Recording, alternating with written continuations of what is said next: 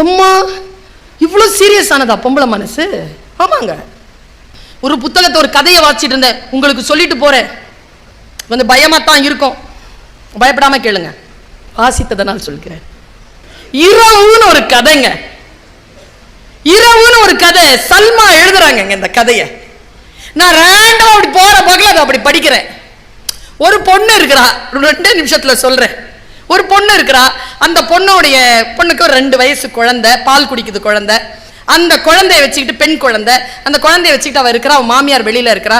இவ வந்து சப்பாத்தி பேசுறா. இதான் காட்சி, ஓப்பனிங்கே இதான். சப்பாத்தி பேசுற. வெளியில வந்து கேட்கிறா, அத்தை எத்தனை சப்பாத்தி போட? இன்னைக்கு அவருக்கும் சேர்த்து, இன்னைக்கு அவன் வரமாட்டான், எனக்கு உனக்கு மட்டும் போடு. அப்படி ஒரு திக்கு அவளுக்கு. வரமாட்டாரா? சொல்லலையே. எச்சி போ பைத்தியம், வரலன்னா வரல போ. அழுறா அழுறா அழுறா, பிசையும் போது அழுறா.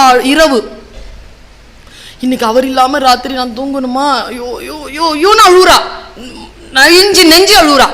அழுதுட்டு போய் எல்லாத்தையும் அந்த அவ சாப்பிடல, குழந்தைய மட்டும் பால் கொடுத்து தூங்க வச்சுட்டு கதவை பூட்டிட்டு தூங்க போகும்பொழுது ஏதோ ஒரு அமானுஷ்யமான சக்தி அவளுடைய ரூம்குள்ள நுழையுது. அவள் அவ்வளவு வன்முறை செய்தது, பாலியல் ரீதியா வன்முறை செய்து. அவ துடிச்சு துள்றா. ஆனாலும் எதுவுமே அவள் கையில இல்ல. எல்லாம் அவளை கடந்து அது நடக்குது. நடந்து முடிஞ்சு காலை 4 மணிக்கு அவளுக்கு தூக்கம் கலைந்து எழுந்த பொழுது அவள் இரவு எப்படி படுத்திருந்தாலோ அப்படியே படுத்திருக்கிறாள். ஆடை கூட கசங்கவில்லை, ஒரு சின்ன அசைவில்லை, யாரும் வந்துட்டு போன அசைவில்லை. இது கணவன் இல்லாத நேரத்தில் அவளுக்கு நடக்குது.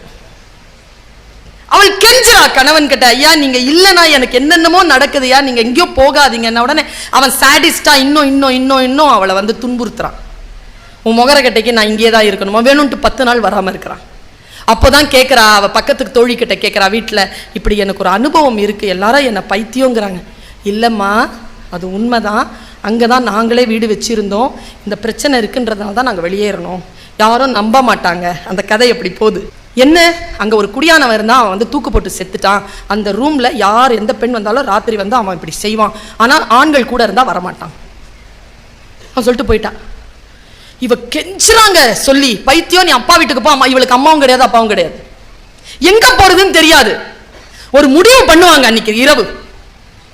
இந்த கதை படிச்சு முடிச்சிட்டியா? நான் விதுவிதுத்து போனேன். எம்மா இவ்வளோ சீரியஸ் ஆனதா பொம்பளை மனசு? ஆமாங்க. அவ என்ன தெரியுமா செய்யறா? அடுத்த நாள் முடிவு பண்றாங்க எதிர்கொள்ளணும்னு. குளிக்கிறா, கரெக்டா சாமி கும்பிடுறா, குழந்தைக்கு தேவையானதெல்லாம் செய்கிறா. செஞ்சு அந்த குழந்தை கரெக்டாக 6 மணி 6:30 மணிக்கு தூங்க வச்சு 7 மணிக்கு மாமியாருக்கு சாப்பாடெலாம் கொடுத்துட்டு உள்ளே போய் கதவு தாழ் போட்டுக்கிட்டு அவன் வரவுக்காக காத்திருக்க தொடங்கினாள். அப்படி சொல்லி முடிஞ்சிருச்சுங்க கதை. பயமாக இருக்குல்ல? நான் அதான் சொல்கிறேன், பெண்களை துன்புறுத்தாதீர்கள். துன்புறுத்தினால் நீங்கள் அச்சப்படுகின்ற எல்லா வேலைகளையும் அவள் செய்ய தொடங்குவாள் என்று இந்த புத்தகம் எனக்கு சொல்லித் தருகிறது.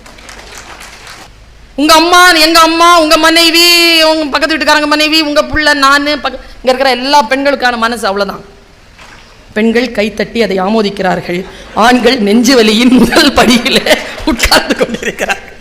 எம்மா இதை சொல்லிட்டியேம்மா. நீங்கள் அவளை அச்சுறுத்தாதீர்கள். நீங்கள் அவளை அச்சுறுத்தினால் உங்களை துன்புறுத்துகின்ற, உங்களை சிரமப்படுத்துகின்ற, உங்களுக்கு பிடிக்காத எல்லாவற்றையும் அவள் செய்ய தொடங்குவாள். நாளைக்கு இமயம் வர போறார். துபாய் புருஷன் ஒரு கதை எழுதியிருக்கிறார்.